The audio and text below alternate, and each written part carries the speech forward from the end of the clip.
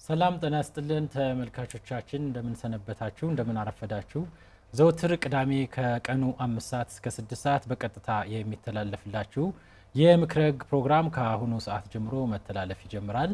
በዛሬው የምክረግ ፕሮግራም እናንተ ብታውቁት ታተርፉበታላችሁ ብለን በአርዕስትነት የመረጥነው የንቃተ ህግ የከተማ ለልማት ተነሺ የሆነ የከተማ ባለይዞታ የሚያገኘው የካሳና የትክ ቦታ አሰጣጥን በተመለከተ ከዚሁ ከስቱዲዮ በቀጥታ ማብራሪያ የሚሰጡልን ጠበቃና የህግ አማካሪ የሽጥላ ኃይሉ አብረውን ይቆያሉ።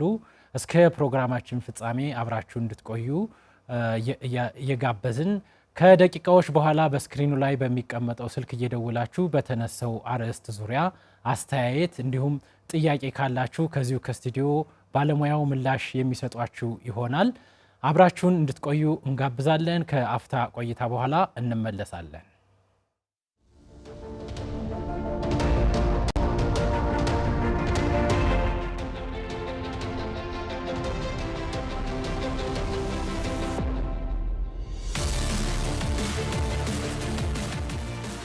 ምክረ ህግ ተኮር መረጃዎችን ከተመልካቾች ጥያቄ ጋር በአማራ ሚዲያ ኮርፖሬሽን ብቻም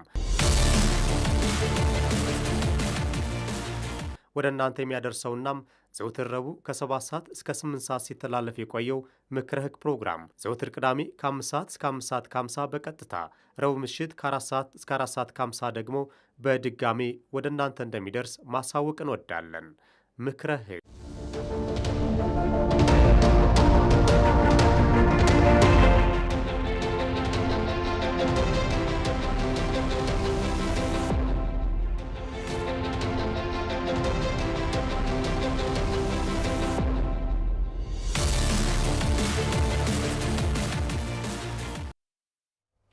ወደ ውይይታችን ተመልሰናል። ተመልካቾቻችን ጠበቃና የህግ አማካሪ የሽጥላ ኃይሉ እንኳን በደህና መጡ። ካን ቆያችሁ። መልካም። ባነሳነው አርዕስት ዙሪያ እንግዲህ ለተመልካቾቻችን ማብራሪያ ለመስጠት እንዲሁም ጥያቄ ላላቸው ተመልካቾች ደግሞ ምላሽ ለመስጠት እዚሁ ስለተገኙ በአዘጋጁ ፍስሐ ማስታወቂያና በአማራ ሚዲያ ኮርፖሬሽን ስም የዘወትር ተባባሪያችንን በመሆኑ ከልብ እናመሰግናለን። እኔም አመሰግናለሁ። የዛሬው አርዕስታችን እንግዲህ የልማት ተነሺ የሆነ የከተማ ባለይዞታ የሚያገኘው ካሳና የትክ ቦታ አሰጣጥ ስርዓትን በተመለከተ ህጉ ምን ይላል የሚለውን ለተመልካቾች እናቀርባለን። እንደው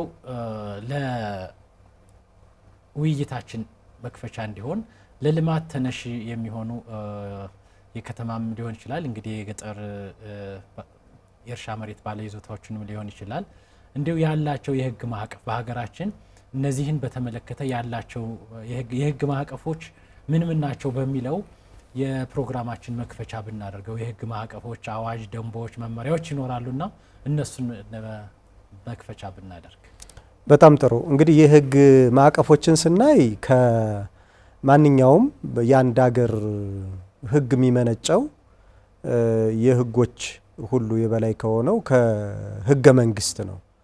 ስለዚህ መሬትና ቦታ ሲነሳ ህገ መንግስቱ ቅድሚያ ያስቀመጠው ለባለ ይዞታዎች መሬት ሲሆን ለባለ ይዞታዎች፣ ቤት ሲሆን ደግሞ ባለቤት በመሆን ንብረት የማፍራት በንብረታቸው የመጠቀም በይዞታው የመጠቀም በዚያ ደግሞ ያ መብታቸው ደግሞ በህግ በተለየ ሁኔታ እስካልተገደበ ድረስ የመጠቀም መብት አላቸው ማለት ነው። ይህን እንግዲህ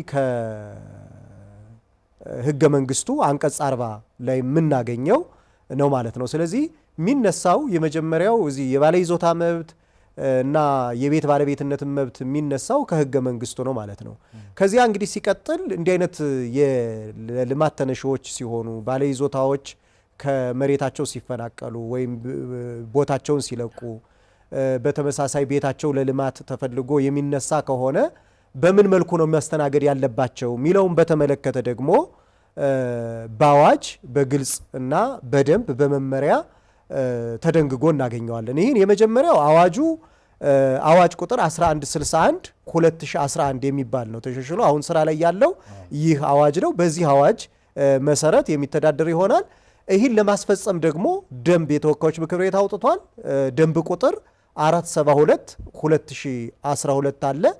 ይህን ለማስፈጸም ደግሞ መመሪያዎች ወጥተዋል። አሁን በክልላችን ደንቡን ለማስፈጸም ማለት ነው። ደንቡን ለማስፈጸም ዘርዘር አድርጎ እያንዳንዱን ጉዳይ ለማስፈጸም ይቻል ዘንድ መመሪያ አለ።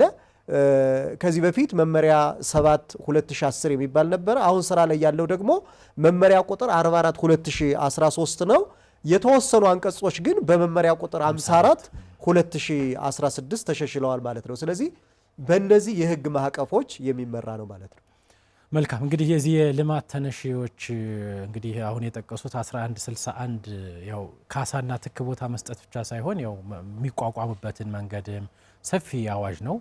በምን መልኩ ነው ተነሺዎች የነበሩበትን ቦታ ለቀው ሲሄዱ ያላቸው ማህበራዊ ህይወት እንዳይቋረጥ ከአንድ ላይ እንዴት ይሄዳሉ ምን የሚሉትን ሁሉ በዝርዝር የያዘ አዋጅ ነው። እሱም በተወሰነ መንገድ በቅርብ የተሻሻለ የተወሰኑ አንቀጾች የተሻሻሉለት አለ። እሱም ካሳን በተመለከተ ክስ የሚቀርብበትን የፍርድ ቤቶች በፊት የፌዴራል ከፍተኛ ፍርድ ቤቶች ላይ ነበረ። አሁን ግን በወረዳ ፍርድ ቤቶች ካሳ ይገባኛል የሚለው ግለሰብ በሚኖርበት ወይም ቦታው የተወሰደበት አካባቢ ያለው የወረዳ ፍርድ ቤቶች እንደሚመለከተውና ከእግድ ጋር ተያይዞ ያሉ የተሻሻሉ አሉ። እነሱን እንግዲህ በኋላ በቅሬታ አቀራረብ ጊዜ ካለን የምናየው ነው የሚሆነው። እንዲሁ የመሬት ይዞታ መብትና የባለቤትነት መብትን በተመለከተ እነዚህ ያው ልዩነትም ስላላቸው ከዚህ አንጻር እንዲሁ የይዞታ መብትና የባለቤትነት መብትን በተመለከተ ምንድነው ህጉ ምን ይላል የሚለውን እሱን ብናይ እንግዲህ የባለ ይዞታነት መብት የምንለው ከህገ መንግስቱ ነው የሚነሳው። እንግዲህ በህገ መንግስቱ ቅድምም እንዳልነው መነሻው መሬት የማይሸጥ የማይለወጥ የህዝብና የመንግስት ሀብት ነው የሚለው አንቀጽ 40። ስለዚህ ቅድም ያው ስለጠቀስነው ነው አንቀጹ። ስለዚህ መሬት የማይሸጥ የማይለወጥ የህዝብና የመንግስት ሀብት ነው ከተባለ የባለቤትነት መብቱ ለመንግስትና ለህዝብ የተሰጠ ነው ማለት ነው። ስለዚህ በመሬት ላይ ግለሰቦች የሚኖራቸው መብት የባለ ይዞታነት መብት ይባላል። ይዞ የመጠቀም ለተፈለገበት ዓላማ መሬቱን ይዞ የማዋል ማለት ነው። ይሄ እንግዲህ ሲጠቀሙ ቤት ሊሰሩበት ይችላሉ፣ ማለት ለመኖሪያ ቤት የንግድ ሊያረጉት ይችላሉ። ጉዳያችን አሁን ከተማ ቦታ ስለሆነ ለከተማ ግብርናም የሚሆንበት አጋጣሚ ሊኖር ይችላል። ስለዚህ እንዲህ አይነት ናቸው ማለት ነው። ስለዚህ የባለ ይዞታነት መብት የምንለው የመጠቀም መብትን ነው ማለት ነው። ስለዚህ ይህ መሬትን የሚመለከት ነው። የባለቤትነት መብት የምንለው ደግሞ ለቤት ነው። እንግዲህ አንድ ሰው በይዞታው ላይ ቤት ሊሰራ ይችላል። ቤት ሰራ ማለት የቤቱ ባለሀብት ይሆናል። ባለሀብት ሆነ ማለት ቅድም አሁን መሬት የማይሸጥ የማይለወጥ የህዝብና የመንግስት ሀብት ነው ካልን አንድ ሰው መሬቱን መሸጥ መለወጥ አይችልም ማለት ነው። ምክንያቱም የመጠቀም ብቻ መብት ነው ያለው። የባለቤትነት መብት ሲሆን ግን ቤት ሲያፈራበት ቤቱን ይሸጣል። ቤቱን ነጥሎ አይሸጥም። ነጥሎ ባይሸጥም የህጉ ዋና ዓላማ ቤቱን ገዛው ነው የሚባለው። አንድ የመጀመሪያው። ሁለት የሚገዛው ሰውም በመሬቱ ላይ አሁን የሚኖረው መብት የመጠቀም ነው እንጂ መሬቱን ነጥሎ የመሸጥ የማስተላለፍ መብት አይኖረውም ማለት ነው። ስለዚህ ይህን የሚመለከት ነው። ስለዚህ እዚህ የግል ንብረት ከማፍራት መብት ጋር የተገናኘ ከህገ መንግስቱ ጀምሮ ያንን የሚመለከት ነው ማለት ነው። ስለዚህ ከዚህ አንጻር ነው የሚታዩት ማለት ነው። እንግዲህ የባለቤትነት ሲሆን የቦታ ሽያጭ ነው የሚባሉ ሁሉም አይደል? አሁን በፍትህ የሚጸድቀው የቤትና የቦታ ሽያጭ ፍትህ ላይ ያለው የቤት ሽያጭ ነው የሚለው። ሰዎች ግን በተለምዶ የይዞታ ሽያጭ ይላሉ፣ በዕዳ ማስተላለፍ እያሉ ያረጉታል። እንዲህ ነገሮች አሉ። አሁን እኛ ህጉ ላይ የተቀመጠው ነው የምናወራው። ስለዚህ በህግ በተቀመጠው መሰረት ባለቤት ሲሆን እንግዲህ በስጦታ የመስጠት የመሸጥ የመለወጥ መብት ይኖረዋል። ይዞታ ሲሆን ግን የተገደበ ነው፣ የመጠቀም ስለሆነ እኒህን መብቶቹን አያገኝም ማለት ነው። ስለዚህ ይህን የሚያመላክት ነው ማለት ነው። መልካም እንግዲህ የመሬት ባለቤትነትና ባለይዞታ ምንድነው የሚለው ከህጉ አንጻር በቂ ማብራሪያ ሰጠውናል። እናመሰግናለን። እንደው ወደ ተያዘው አርዕስታችን ስንገባ ለልማት ተነሽ ሲባል አሁን ለልማት ተነሽ ሆነ እነ ከሌ እኮ ለልማት ተነሽ ናቸው ተባሉ ሲባልና ለልማት ተነሽ ማለት እንደው ምንድነው? አዎ ለልማት ተነሽ የሚባለው በነገራችን ላይ እኛም አርዕስታችን እንደዚያ ይላል፣ ግን ህጉ ለህዝብ ጥቅም ሲባል ነው የሚለው። ለህዝብ ጥቅም ሲባል የሚነሱ የከተማ ነዋሪዎች ሊኖሩ ይችላሉ፣ የገጠር ነዋሪዎች ሊኖሩ ይችላሉ። ስለዚህ ለህዝብ ጥቅም ሲባል አጠቃላይ መሬት ይዞ የመጠቀም መብት ያለው፣ ቤት ሰርቶ የመጠቀም መብት ያለው ለጠቅላላው ማህበረሰብ ጥቅም ሲባል የሚለቅበት ሁኔታ ይኖራል ማለት ነው እና ይህንን እንዲያውም መመሪያው በግልጽ ለተመልካቾቻችንም ግልጽ እንዲሆን ቅድም ያልነው አዋጁም 1161 2011 እንዲሁም ደንቡና መመሪያው ይተረጉመዋል። አሁን መመሪያው ላይ በትርጉሙ አንቀጽ 2 ንዑስ አንቀጽ 3 ላይ ምን ይላል? የህዝብ ጥቅም ማለት በቀጥታም ሆነ በተዘዋዋሪ መንገድ ማህበራዊ እና ኢኮኖሚያዊ ልማትን ለማጎልበት የክልል ካቢኔ ወይም የፌዴራል አግባብ ያለው አካል በመሬት አጠቃቀም እቅድ ወይም በልማት እቅድ ወይም በመሰረተ ልማቱ መሪ ፕላን መሰረት ለህዝብ የተሻለ የጋራ ጥቅም አሁን እዚህ ጋር እና እድገት ይላል። ለህዝብ የተሻለ የጋራ ጥቅምና እድገት ያመጣል ተብሎ የተወሰነ ነው ይላል። ስለዚህ አንድ ሰው ቅድም የባለይዞታነት መብትና የባለቤትነት መብት አለው ብለናል። ይህን መብቱን ለህዝብ ለተሻለ ጥቅምና እድገት እንዲለቅ ይደረጋል ማለት ነው። በምሳሌ ለማስረዳት መንገድ ለአጠቃላይ ማህበረሰቡ ነው የሚሰራ። ስለዚህ መንገድ ሲሰራ ቤቶች ቢኖሩ ይፈርሳሉ፣ ባለይዞታ ቢሆን ይለቃል ማለት ነው። ያ ሲሆን በኋላ ምን ይሆናል? እንመጣበታለን። በዝም ብሎ የሚለቀቅበት ወይም ከህግ ውጭ ሳይሆን በህግ ስርዓት ባለው መልኩ እንዲለቅ ይደረጋል። ለምን? ለጠቅላላው ማህበረሰብ ጥቅምና እድገት ስለሆነ አሁን አለ አይደል? አሁን ያለንበት ኮሪደር ልማት ለምሳሌ በተለያየ መንገድ ይደረጋል። ለኢንዱስትሪዎች፣ ለትምህርት ቤቶች፣ ለሆስፒታሎች፣ ለማህበራዊ ተቋማት መስጫ ለደዚህ አይነት ጉዳይ ሲፈለግ መሬቱን ባለይዞታነት መብቱን የሚያጣበት እና ባለቤት የሆነ ሰው ደግሞ በቤት ላይ ያኔ ባለቤትነት መብቱን የሚለቅበት ይሆናል ማለት ነው። ለማህበረሰብ ጥቅም ነው የሚለው አሁን በካቢኔ በማስተር ፕላኑ መሰረት በማድረግ ባለው የወረዳ አስተዳደር ከመወሰኑ በፊት ግን ማህበረሰቡ አሁን ይሄ ቢሰራላችሁ እናንተን የተሻለ ተጠቃሚ ያደርጋችኋል ወይ ብሎ የማወያየት ግዴታ አለበት ወይ? በአዋጁ የተቀመጠ እንደው ነክተ ነው እንድናልፍ በጣም አለበት። እንዲያውም በጣም አንዳንዴ ጊዜ የማይሰጡ ጉዳዮች ሊኖሩ ይችላሉ። ማለት ከአንገብጋቢነታቸው አንጻር ጊዜ የማይሰጡ ይኖራሉ። እንዲያ ሲሆን በአጭር ጊዜ እንዲደረግ ይደረጋል እንጂ አንድ ዓመት በፊት ቀድሞ ህብረተሰቡን የማወያየት ስለ ልማቱ ግንዛቤ የመፍጠር የነሱም ምክንያቱም የህሊና ዝግጅት ማድረግ አለባቸው። መፈናቀል አለው። የስነ ልቦና ዝግጅት ማድረግ አለባቸው። ራሳቸውን እንዴት እንደሚመሩ ወደ አዲሱ ቀያቸው ሲሄዱ ወይም ቦታቸው ሲሄዱ ዝግጅት ማድረግ አለባቸው። ስለ ልማቱም ማመን አለባቸው።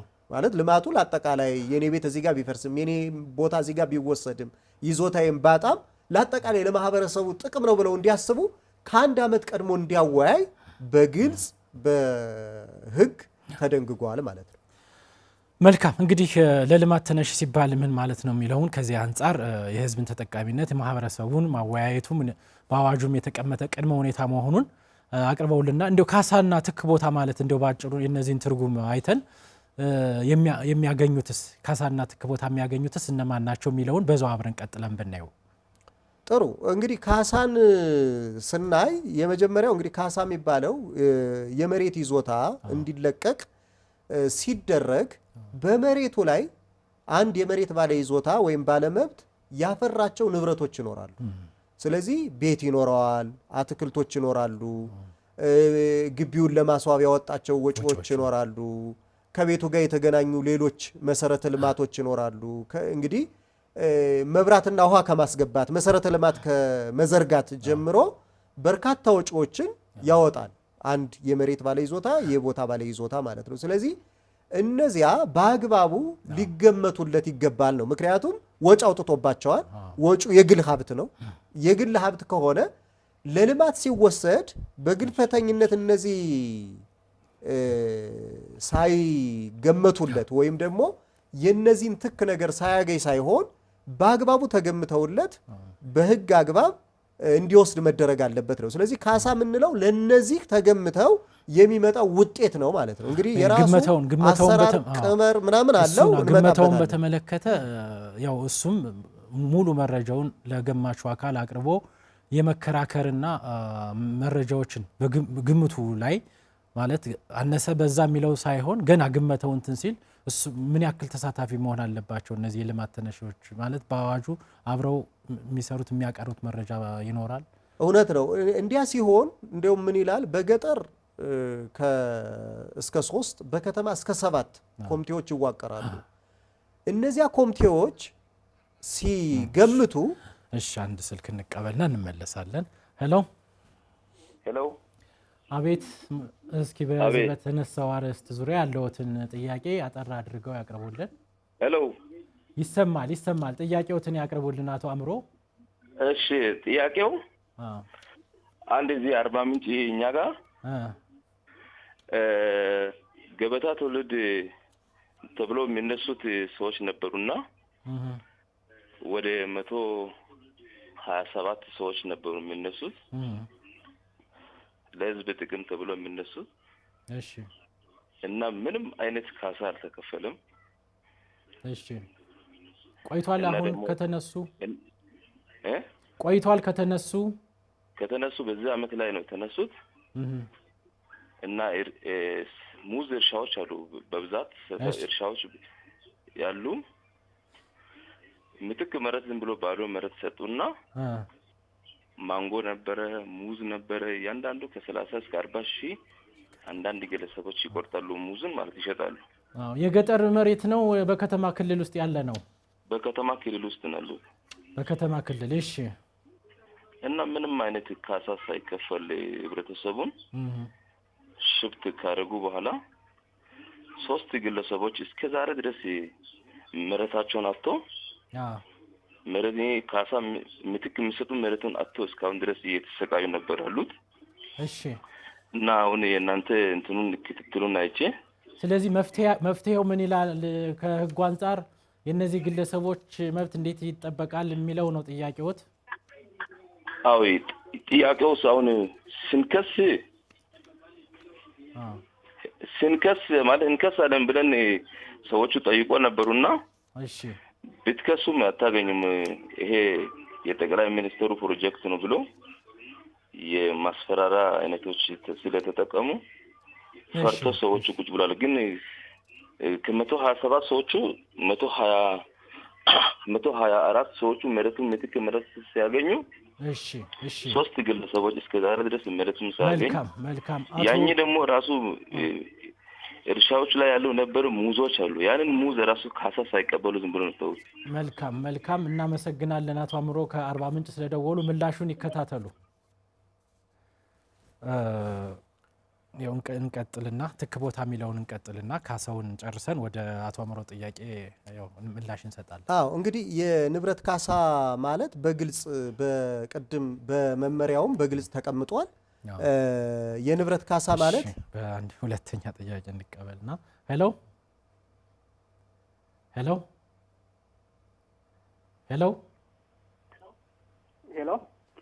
ጥያቄዎትን እስኪ አቶ ደረጀ አቤት ጥያቄዎትን ያቅርቡልን።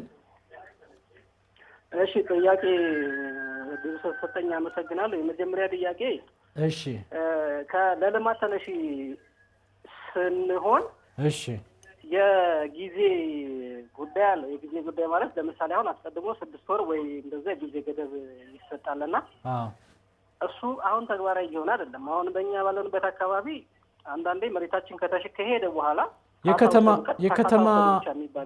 መሬት ነው የገጠር ነው? ይሄ ምን አቶ ደረጀ የከተማ ነው የገጠር መሬት ነው? አሁን እኛ በከተማ የለልማት ተነሽ ወደ ከተማ የተካለለ እሺ ሄሎ ሄሎ እየሰማሁ ነው። እሺ ይቀጥሉ። ወደ ከተማ የተካለለ የገጠር መሬት ነው የኛ ሄሎ አዎ አሁን ይኸውልህ የኛ ወደ ከተማ የተካለለ የገጠር መሬት ነው። አሁን የምንተዳደረው በከተማው ስር ነው። እሺ ግን በቅርቡ ነው ወደ ከተማ የተካለለውና አሁን የካሳ መሬት ሲወሰድ ቅድሚያ የ6 ወርም የተወሰነ ማስጠንቀቂያ ይሰጣል። ሁለተኛ አስፋልት አካባቢና ወይ ደግሞ ለልማት ተነሺ ሲደረግ መጀመሪያ ለባለ መሬቱ ቅድሚያ የማልማት ይሰጣል የሚባል አለ ይመስለኛል መመሪያው ላይና ይሄ ከምን አንፃር ይታያል? አሁን ግን እየሆነ ስላልሆነ ቀጥታ ኑና ካሳ ውሰዱ የሚባል ነገር ብቻ ስላለ ይሄ ከመመሪያ አንፃር እንዴት ይታያል? ይሄ የመጀመሪያው ጥያቄ ነው።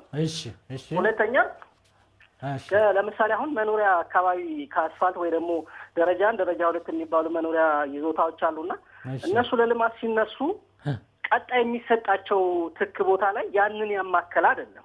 ለምሳሌ ደረጃ 1 የነበረ ነዋሪ የቆየ ነዋሪ ከሆነ ከዛ ሲነሳ የሚሰጠው ቢያንስ ተመጣጣኝ ወይ ደግሞ ተቀራራቢ ምትክ ቦታ ይባላልና እሱ አሁን እየሆነ ስላልሆነ ከመመሪያው አንፃር እንዴት ይታያል? ጥያቄ ስላለኝ ነው። አመሰግናለሁ። እናመሰግናለን አቶ ደረጀ ከደብረ ብርሃን ስለደወሉ።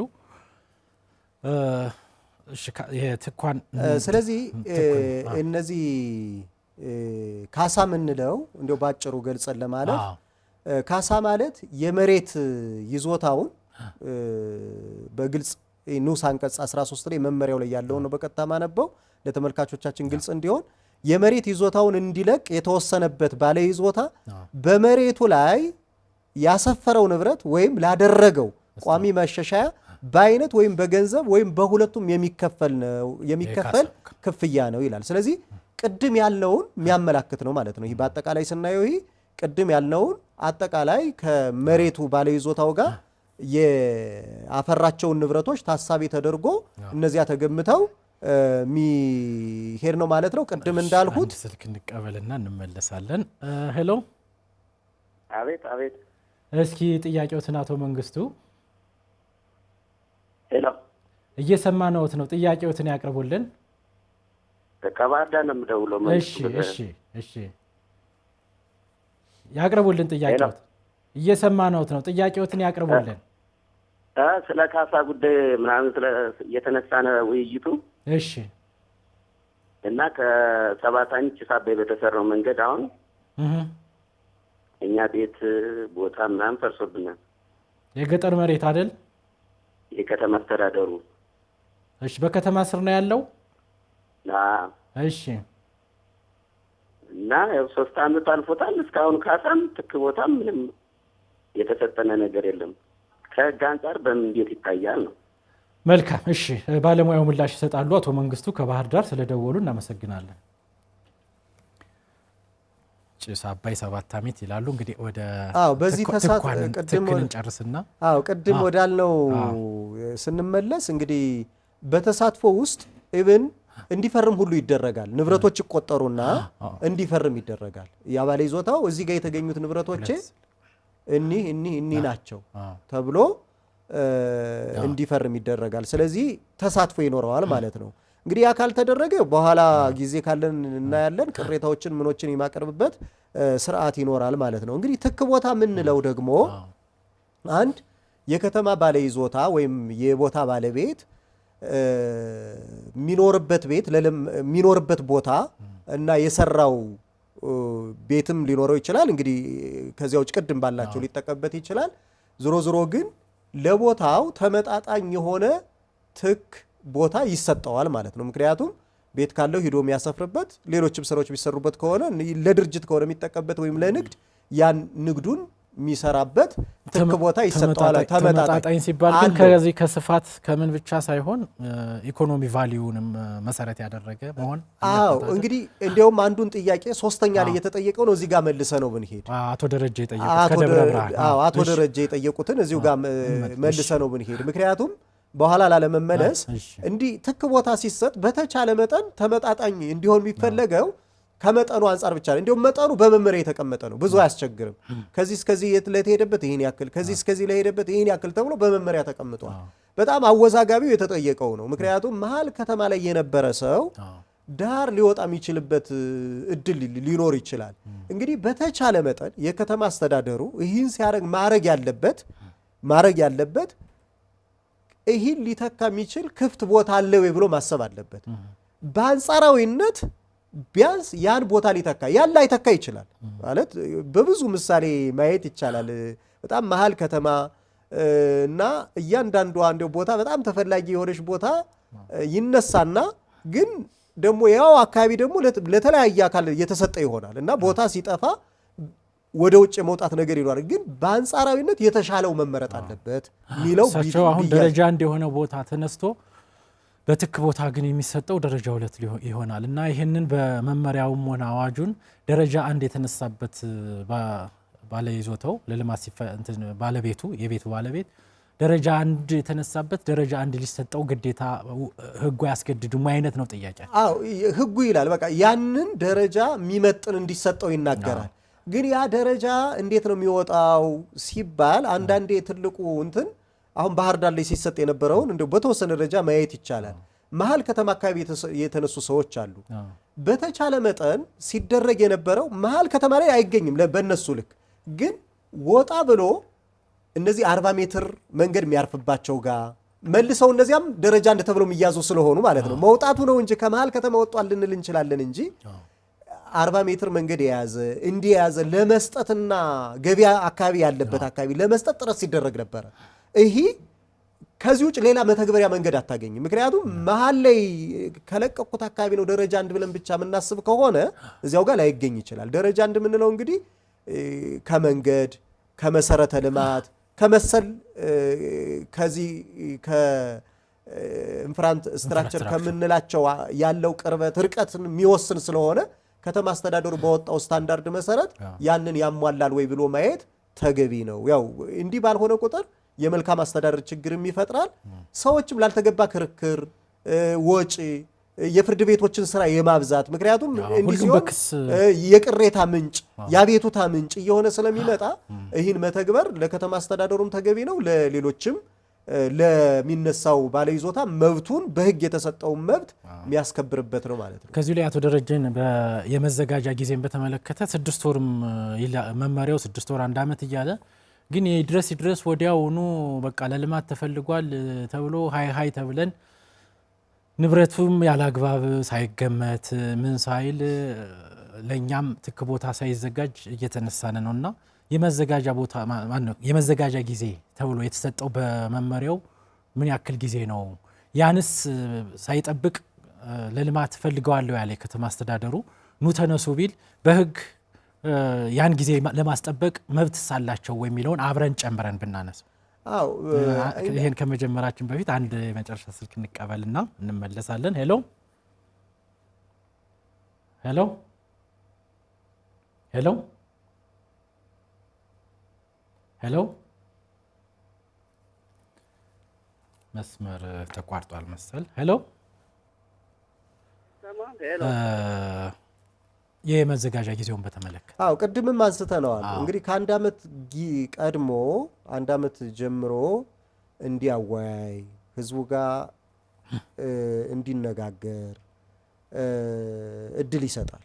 ከዚህ ባሻገር ደግሞ ካሳውም ትኩ ቦታም ቀድሞ ተሰጥቶ በዚያም ረገድ አስፈላጊውን ዝግጅት እንዲያደርግ መመሪያው በግልጽ በዝርዝር ያስቀምጣል። ተመልካቾቻችን ግን አንዳንድ ጉዳዮችን መረዳት ያለባቸው ሁሉም ነገር በህግ ተዘርዝሮ አይቀመጥም። ህጉ ደግሞ እንደዚህ ይበል እንጂ በልዩ ሁኔታ ደግሞ ምን ይላል? አስቸኳይ የልማት ስራዎች ሲኖሩ ይህ ጊዜ ሳይጠበቅም እንደሚያስነሳ ደግሞ መብት ይሰጣል። ጊዜው ተጠቅሷል። ግን ይሄን ያክል በቃ የአስቸኳይ ጊዜዎች ሲኖሩ ይሄኛው ጊዜ አይጠበቅም ብሎ በልዩ ሁኔታ ያስቀምጣል። ስለዚህ 1 ወርም ሊሆን ይችላል ማለት ነው። ይህንን ማን ነው መተግበር ያለበት ነው?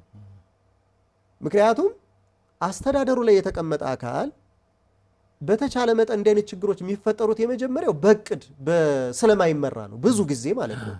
ወይም የሆነ ጉዳይ ሲገጥም ወዲያውኑ እንፈጽመው የማለትና የማህበረሰቡን ችግርና እንዲህ ባፈናቅለው ምን ሊደርስበት ይችላል የሚለውን ነገር ማሰብ ተገቢ ነው። ባላንስ ማድረግ ተገቢ ነው። ይህ ደግሞ ያስተዳደሩ ዋና ስራ ነው ብለን እናምናለን። ህግ ላይ ብቻ ስለተጠቀሰ አይደለም። ስለዚህ በነገራችን ላይ ኤክሴፕሽንስ ወይም በልዩ ሁኔታ የሚቀመጡ ህጎች በጠባቡ ተተርጉመው ነው መፈጸም ያለባቸው። እንደተባለው አሁን እንደገና ይሄ ማወያየቱ መሰረታዊ የህግ መብት ነው። እሱ መጣስ የለበትም። ያ ለምንድን ነው ያልተደረገው? በነገራችን ላይ ያው አንዳንድ ህጎችን እዚህ ጋር ማምጣት ይቻላል። ይሄ ስልጣንን ያላግባብ መገልገል የሚመጣው እንዲህ ሲሆን ነው ማለት በትክክል ጊዜ መስጠት እየቻለ ከአንድ ዓመት በፊት ማወያየት እየቻለ በጊዜው ካሳውን ማስገባት እየቻለ ትኩን መስጠት እየቻለ ትኩን ሳይሰጥ ሳያወያይ ወደዚህ የሚገባ ከሆነ በሌላ ህግም ስልጣንን ያላግባብ መገልገል እስከ ሙስና ድረስ ሊያስጠይቅ ይችላል። ማለት የሆነ ሙስና የምንለው የሆነ ጉቦ መብላት ምናምን ብቻ አይደለም። ስራን ባልተገባ ሁኔታ መምራት ራሱ የራሱን የቻለ ህግ ስላለው ማለት ነው። ስለዚህ ይህን ጉዳይ ማስፈጸምና መፈጸም ያለባቸው ያስተዳደሩ አካል ነው። ጠያቂያችን ግን እንዳለው ልዩ ሁኔታ ካልተፈጠረ በስተቀር መደበኛውን ጊዜ እንዲጠብቅ ግዴታ ነው። መደበኛውን እየጠበቀ መጠበቅ እየተቻለ ይድረስ ስራ እየተሰራ የሚፈናቀል ከሆነ ግን ይህንን በሚመለከተው ህግ የመጠየቅ መብት ይኖራል የሚለውን ቢይዙት ነው። መልካም። እዚሁ ጋር የአርባ ምንጭ ደዋያችን አቶ አምሮ ያው እንግዲህ የፕሮጀክቱ ስም ይመስላል ገበታ ለትውልድ በሚል 127 አባወራዎች ተፈናቅለዋል። ከዛ ውስጥ 3ቱ ግለሰቦች እንዲሁም ትክ ቦታ አልተሰጣቸውም። 124ቶቹ ግን ትክ ቦታ ተሰጧቸዋል። ካሳ ግን አልተሰጣቸውም።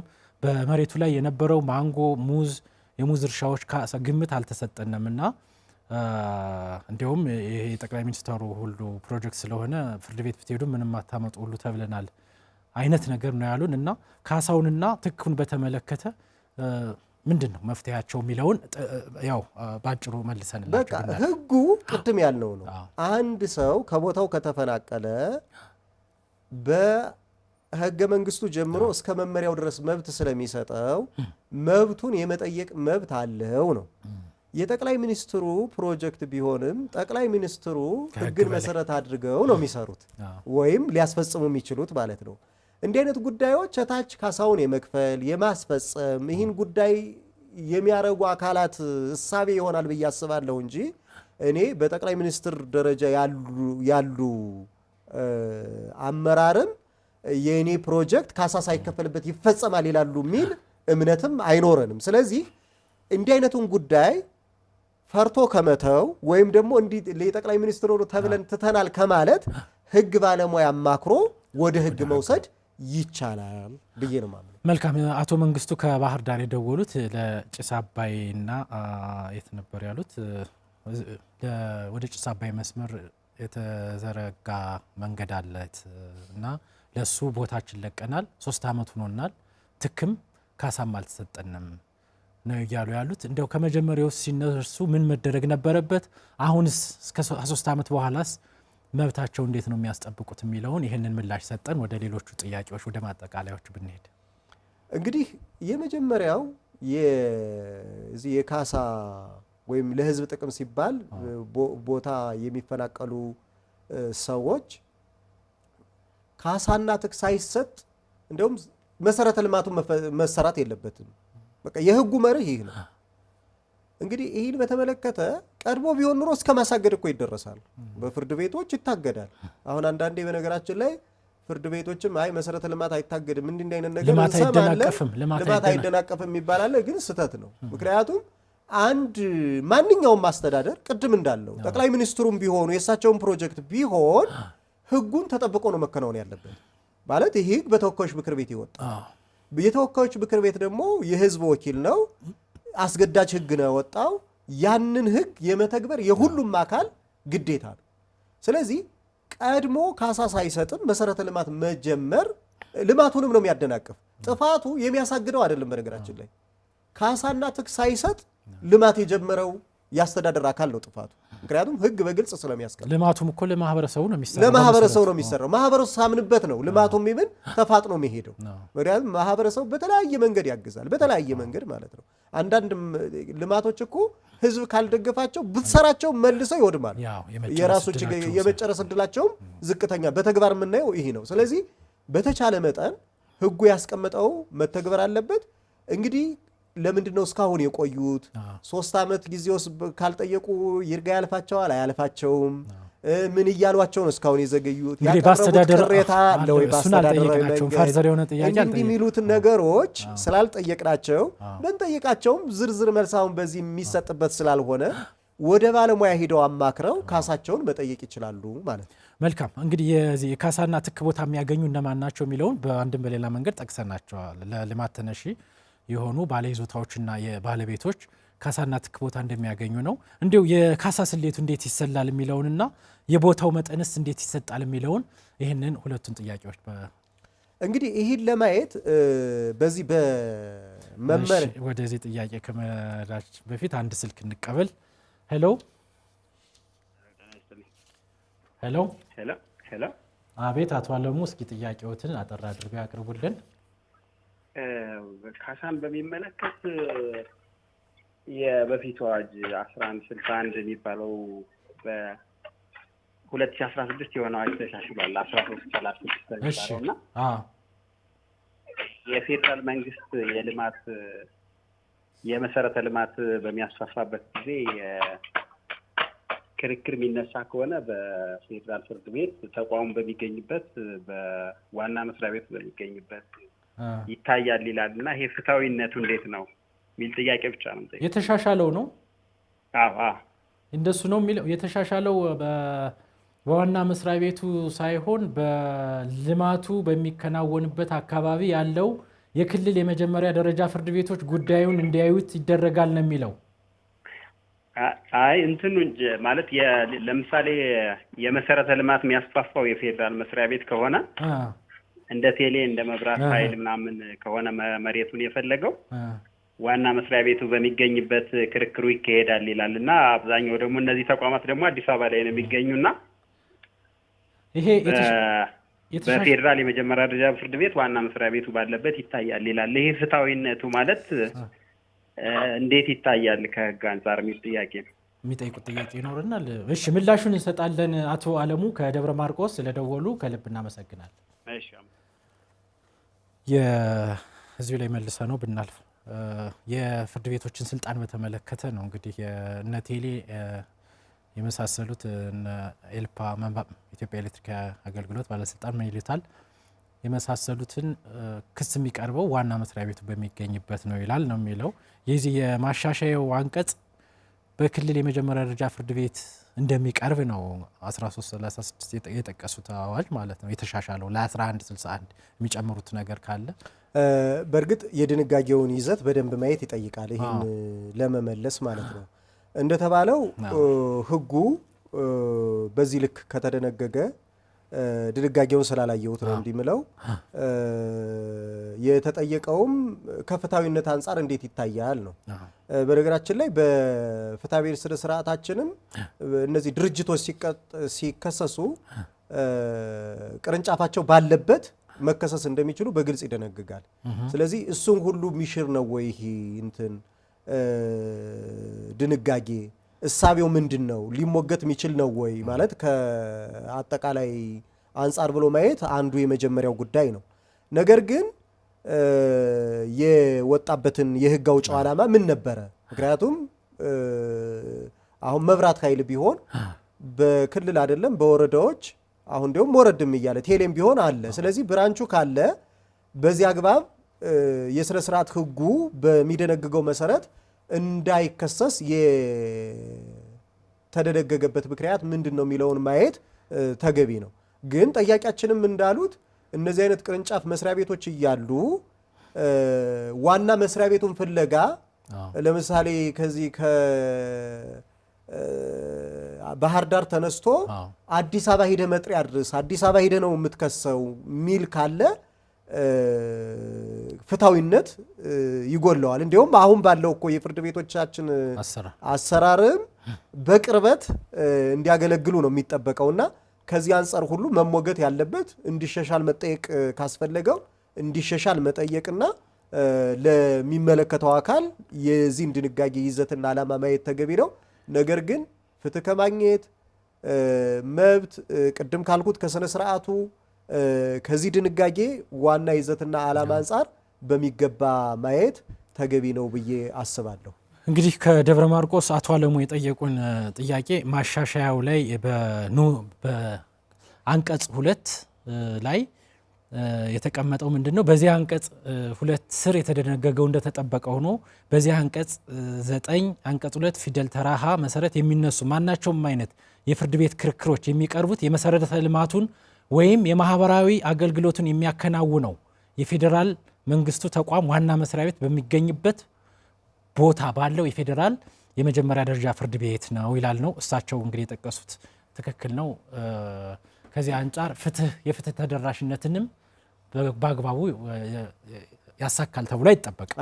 እዚህ ደብረ ማርቆስ ያለ ደሴ ያለ ተከራካሪ ወገን ዋና መስሪያ ቤቱ የሚገኝበት አዲስ አበባ ሄደህ ክሰስ ማለት ማስረጃዎች ያሉት እዚህ ከሳሽ ያለ እዚህ ይሄ እንግዲህ ሊሞገት የሚገባው ነው። በእኔም አቋም ሊሞገት የሚገባው ነው። ግን ይሄ ማለትስ በደንብ ማየት ይጠይቃል። በነገራችን ላይ ይሄ ማለትስ የፍርድ ቤቶችን የውክልና ስልጣን ያስቀራል ወይ?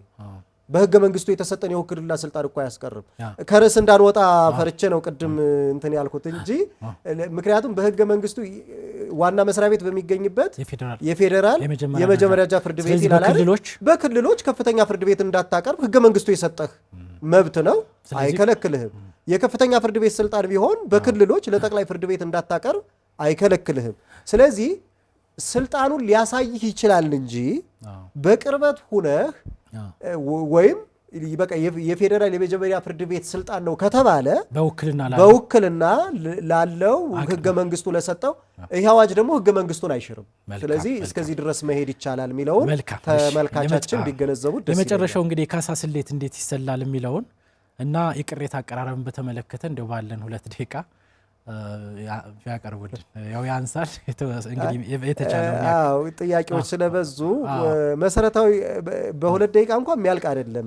እንግዲህ እንደው በዋናነት ባጭሩ እንደው ማንበብ ለሚችሉ ተመልካቾቻችን የመመሪያውን አንቀጽ 16 17 እና ተከታሽ ድንጋጌዎችን ቢያዩዋቸው በጣም ጠቃሚ ነው ብዬ አስባለሁ። መመሪያ ቁጥር 44 2013 ቅድም ስለተናገርነው ነው። ስለዚህ እሱን ከ16 ጀምሮ ቢመለከቱት አሁን 16 ለከተማ ቦታ የካሳ ትመና አስፈላጊ የሆኑ መረጃዎችን መሰብሰብ ብሎ መረጃዎች እንዴት ይሰበሰባሉ ተብሎ በግልጽ ተቀምጧል። ምክንያቱም ቅድም እንዳልነው እያንዳንዱ መረጃ ተሰብስቦ መቀመጥ ስላለበት ማለት ነው።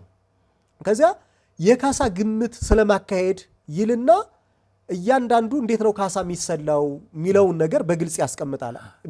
ይሄ አንቀጽ 17 ላይ ያለ ነው ማለት ነው። እዚያ የከተማ ቦታ ሲሆን እንዴት ይሆናል የሚለውንና መሰል ጉዳዮች በግልጽ ስለተቀመጡ ቢታዩ። ባጭሩ ግን እንግዲህ 2 ደቂቃ ከሆነ ያለው በቋሚነት ለሚነሳ የከተማ መሬት ባለይዞታ የሚከፈል የቤት ካሳ ምን ይመስላል ብለን ብናይ ለምሳሌ የመጀመሪያው የንብረቱ ካሳ የቤቱ ማለት ነው የወቅቱ የገበያ ወጪ ወይም የማቴሪያልና የጉልበት አንድ እሱ ይገመትለታል። ቤቱን ለመስራት ያወጣው ማቴሪያልና ለጉልበት ለባለሙያ ያወጣው ማለት ነው። 2 ቋሚ ማሻሻያ ሁለተኛው ነጥብ 2 ይሄ ቋሚ ማሻሻያ ማለት የግቢ ንጣፍ ሊሆን ይችላል፣ ፕላስቲክ ሊሆን ይችላል፣ የቤት ውሃ ልክ ሊሆን ይችላል፣ ሌሎች የመሬቱ ስራዎች ሊኖሩ ይችላሉ። ስለዚህ ሁለተኛ እሱ ይደመርለታል። 3ኛ የልማት ተነሽ ካሳ ደግሞ ይባላል። ይሄ ደግሞ ምትክ ቦታ ከተሰጠው እስከ 2 ዓመት ምክንያቱም ቤት ሰርቶ እስኪገባ የሚያገለግል ማለት ነው። ምትክ ቦታ የተሰጠው ኪራይ ነው። ይሄም ኪራዩ ማለት ነው ልመጣበት ነው። ስለዚህ ኪራይ ግምት ያገኛል ማለት ነው። ይህንን በተመለከተ ኪራይ ነገር ግን ቤት ከሆነ ተገዝቶ የተሰጠው ደግሞ ምትክ ቤት ከተሰጠው 1 ዓመት ኪራይ ያገኛል። ምትክ ቦታ ከሆነ መስራት ስላለበት 2 ዓመት ኪራይ ያገኛል። 2 ዓመት ቤቱ ይገባል ተብሎ ስለሚጠበቅ ሰርቶ አሁን ብዙ ጊዜ የለም እንጂ በጣም የሚያስቸግረው ካሳውን ምኑን ይሰጡና ቦታውን ግን ሳያስረክቡ ይቀራሉ። እንደውም ይሄ በጣም በቃ አሁን እዚሁ ባህር ዳር እንኳን ተግባራዊ ጉዳዮች በቀለው ስለምናየው ነው ባህር ዳር እንጂ በክልሉም በሀገሪቱም ያሉ ችግር ነው። ይሄ ማለት ካርታ ብቻ ሰጠው የዚያኛው ሄደህ የምትሰፍርበት መሬት ግን ከ3ኛው ወገን ነፃ አይደለም። 2 ዓመቱ ኪራይ ገና መስራት ሳትጀምር ሊያልቅብህ ይችላል። ይሄ በጣም አተገባበሩ ላይ ሌላ እንትን። ስለዚህ 3ኛ ኪራይ ይጨመርለታል ማለት ነው። አራተኛው የኢኮኖሚ ካሳ ነው። ይሄ በደንብ ተቀምጧል። ይሄ ከመፈናቀል ከዚህ ይዞ ከመሄድ አንፃር ከመሰል አንፃር ቅድም ካልነው 17 ላይ ቢሄዱ በደንብ በዝርዝር ያገኙታል። አምስተኛው የመሬት ሊዝ ከሆነ ተመላሽ ይደረግለታል። የቀሪው ዘመኑ የከፈለው ካለ ተመላሽ ይደረግለታል። እዚህ ውጭ የንብረት ማንሻ ማጓጓዣና መተኪያ ወጪዎች ይደመሩና እነዚህ ካሳ ተደርገው ይሰጡታል ማለት ነው። ስለዚህ ከትክ ቦታው ባሻገር ይሄ ነው የሚሆነው።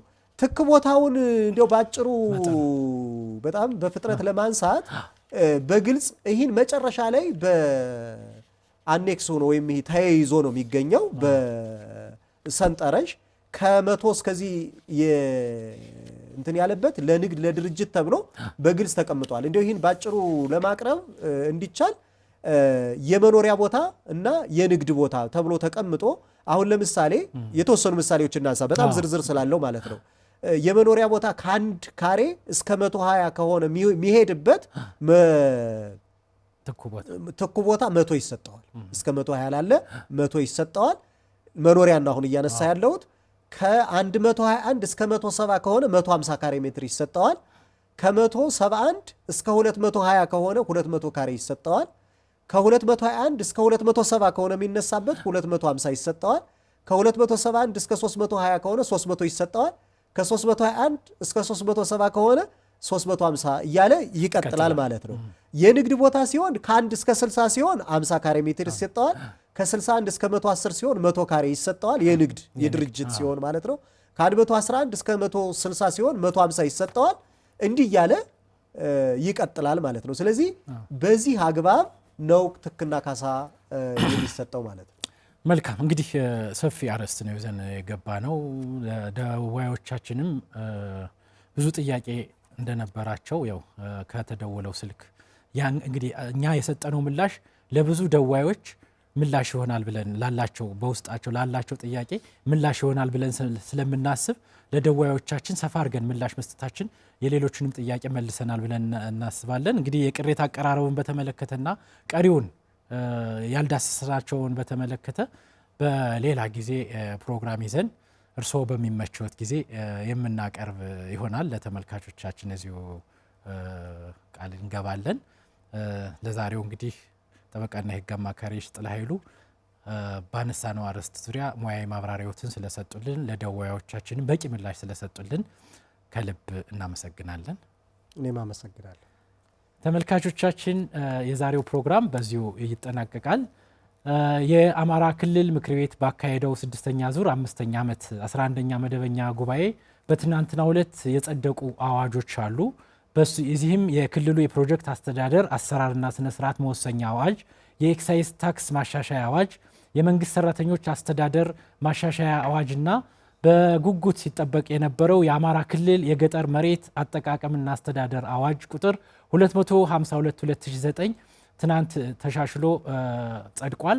ይህንን አዋጅ በተመለከተ የገጠር መሬት አዋጅን በተመለከተ በክልሉ የጸደቀው አዋጅ ምን አዲስ ነገር ይዞ መጥቷል የሚለውን በቀጣይ በዚሁ በምክረ ሕግ ፕሮግራም ሰፊ ፕሮግራም እንደምንሰራ ለእናንተ ቃል እንገባለን። ይህንን ፕሮግራም በአዘጋጅነት ያቀረብኩላችሁ እኔ ጠበቃና የሕግ አማካሪ ፍስሐ ሲሳይ ነው። ከሁሉም የአማራ ሚዲያ ኮርፖሬሽን የቴክኒክና የስቱዲዮ ሰራተኞች ጋር በመሆን ነው። ሳምንቱ የሰላም እንዲሆን ተመኘንላችሁ። ሰላም።